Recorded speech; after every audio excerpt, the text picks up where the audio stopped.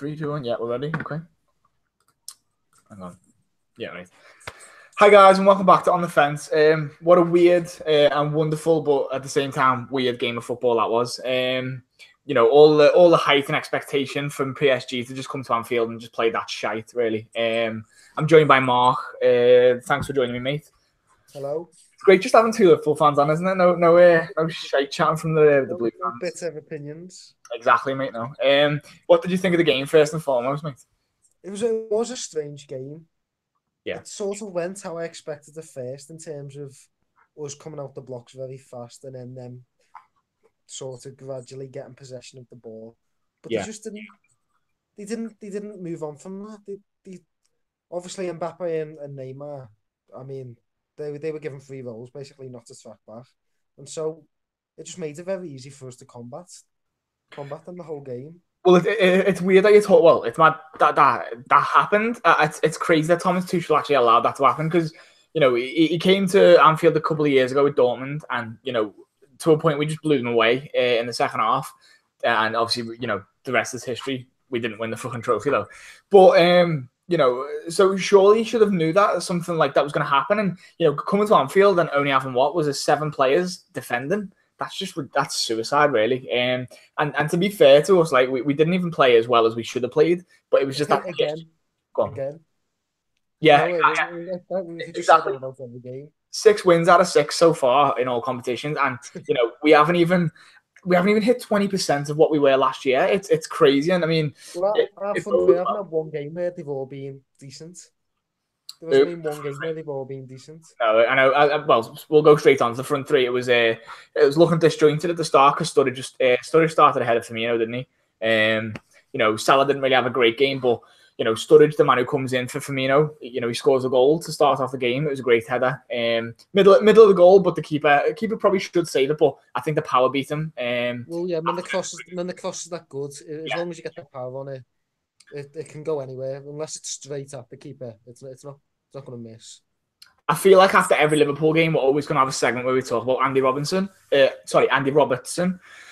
Phenomenal again, mate, isn't he? The way he shut down Mbappe and Trent as well on the other side. But the way they just attack that space and the whole touchline theirs then, especially the way PSG played, wasn't it? Well, to be fair, I think as a team, we managed them. It sometimes, obviously, it's easy after the game to just go, well, Neymar was in Alexander-Arnold's pocket. But as a team, we communicate so well, you can see it. Milner will cover Trent, tell Milner will pick up Neymar, they'll push Neymar inside, they'll swap, put Trent on him, and they're just patient. They don't dive into anything. It's not Yeah. desperate.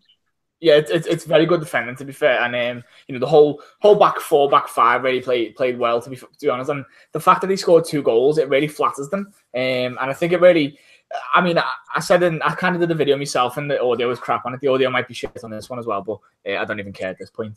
But I said that I'm not going to dwell too much on the fact that we conceded two stupid goals because Well, we said that yesterday. They can do that. It's yeah, it's not honestly. We could have. Well, we did play well, but we could have been even better. They yeah. they can score two wonder goals. In fact, one wasn't that great. One was poor defending, but the Meunier goal, he's never finished one like that in his life. It's just No, no, just it's a great, unfortunate, but yeah. Yeah, it's a great finish for the right back. So yeah, we'll move on to anyway. It was a rifle pen, wasn't it? Gino Wijnaldum gets tripped by Bernat. It's a great play by him, to be fair, to sense the danger because he's got three players in front of him, and then Bernat just comes round the back from behind. So he does well to sort of sidestep the challenge and get the penalty. he So was he was one of our best players today, when Alden. he was I mean, he's absolutely been excellent all season. He was linked away in the summer, weren't he? But yeah. he's been so good. And another one of our midfielders, James Milner, took the penalty away. It was a perfect penalty right into the bottom corner. We'll talk generally about the whole midfield today because I thought in this game Henderson was absolutely superb, and I also spoke in the other video before. If this is base level Henderson for this season, then fucking hold on to your hats, isn't it? Well, I think he picked. Oh, we were sort of guessing a lineup before the game, maybe Sturridge coming in, but in terms of the midfield three, I think he got it perfectly right. I Yeah, don't think he could have picked a better three to play that game. They all suited each other very well. Milner could get around the pitch, but we also knew Henderson was doing the same behind him. Wijnaldum was again doing a bit of both, but in the past you've seen Wijnaldum play slightly further forward and yeah, maybe not be in the game as much. but I think he was in the game all game, breaking runs. Even when it wasn't going for him, he was just creating problems further forward for them. Yeah, and then problems did create a couple of chances, a couple of openings, but we weren't able to take them. The couple of chances we did take were obviously the ones that made the difference. Like I said, it ended 3-2. It got to 2-2 with 5 minutes left to go. Mbappe puts that shot in. It kind of just breaks for him. They get a bit of a lucky break, I think. And then he just, individual quality like that, he's going to finish the chance, isn't he? But a bit disappointing because it was their only shot in the second half, I think, on target, wasn't it? Yeah, so I mean, to be fair, the Mbappe goal was poor defensively, but it was one of them things. In any other situation like that, it was a bit of a bad look as well. Van Dijk puts his leg in the way he dangles it. It Yeah, looks bad once it doesn't come off, but usually wins the ball off them. I mean, yeah. it was just, as you say, it was unfortunate. Once it gets to Mbappe, he's not going to miss that. Yeah, exactly. So at that point, we're all thinking, fair enough, take a point where the PSG they played shit. We've let one slip there. We're still unbeaten, but then on comes the substitute, the man who probably should have started, but obviously for obvious reasons, injury reasons, he didn't start. He comes on. I like this. This video is titled "Bobby the Pirate Steals the Points." Because he does that fantastic little celebration after he scores a great goal. In fairness, when he cuts in, he cuts back outside, doesn't he, off his left to his right? And I'm thinking he's going to pass to Trent, but he puts it across the keeper. And I think maybe Thiago Silva, who makes the block or tries to make the block, maybe unsights the keeper. But either way, it's going right in the side net, and he's not stopping it. I think any other time of the game, especially not that late in the game, Firmino just lays it off there. He always keeps it very simple. But I like the fact that he took her on. It was a couple of minutes to go, nothing to lose. He backed his ability. Yeah, I'd like to see that more from him, to be honest, because I think compared to Mane and Salah, I think he's the best finisher out of the three. Yeah, it's a great point, mate. I do want to see him back himself more because the past couple of years he's definitely improved in terms of his conversion rate. You know what I mean? And it's very similar to the way Suarez was that season. Yeah, that's a good. His first full season, I remember them saying he had I think it was 20% conversion rate. Yeah, it was terrible.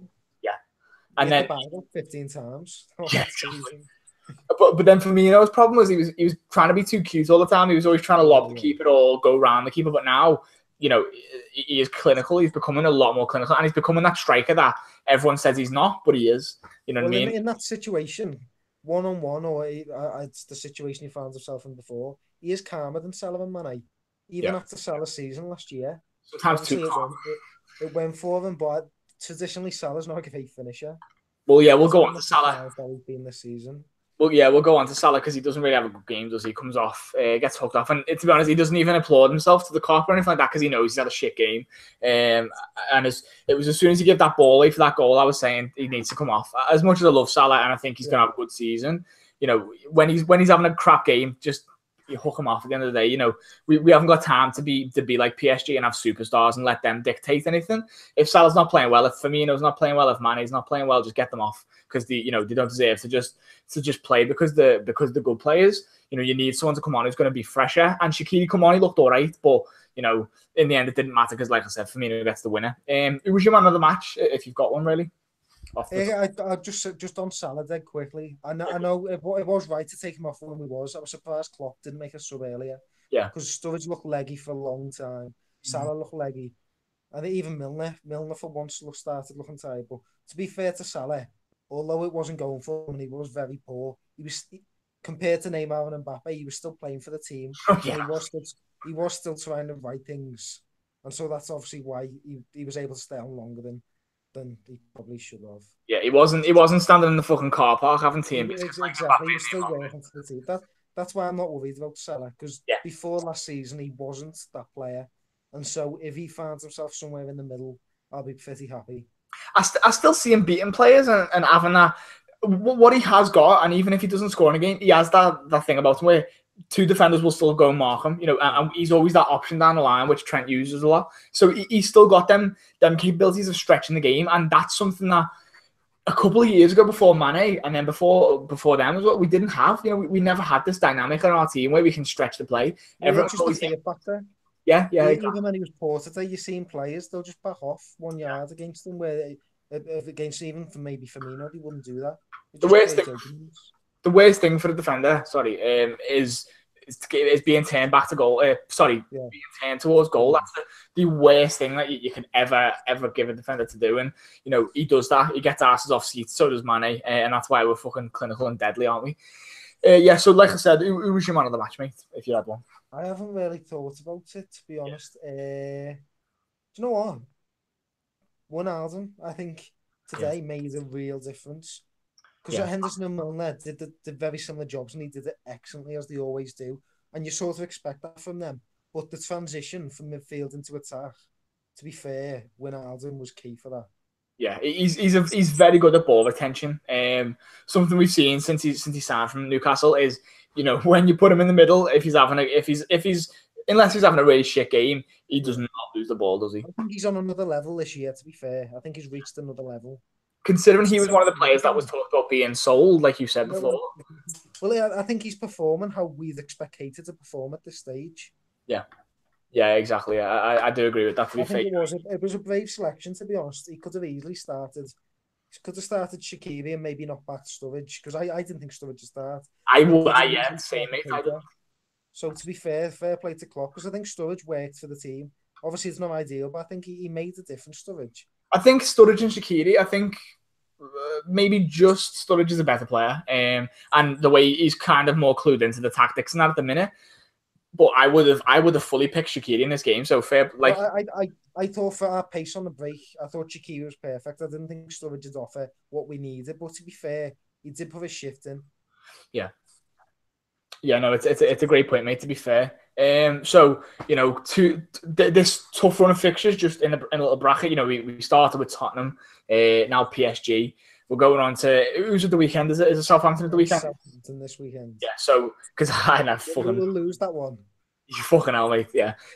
Southampton coming up. Then we've got Chelsea twice, Napoli, then City. It's a tough run. We started off with 2 wins out of 2. Like I said, overall 6 wins out of 6. It's a great start to the campaign. And hopefully it's going to get even better. Really. If we can come out of this, I know it's a big ask, but if we can come out of this run with having dropped no points. The sky's the limit, isn't it, really, mate? We're not going to go through another period of fixtures like this, even if we get late in the Champions League. It's not going to be this hard for so many weeks. Both competitions, is it? Unless we go all the way in the FA Cup and stuff like that, but I don't know. My perspective, man, we do with a couple of minutes to go. I was thinking, well, that puts us level on PSG in the group.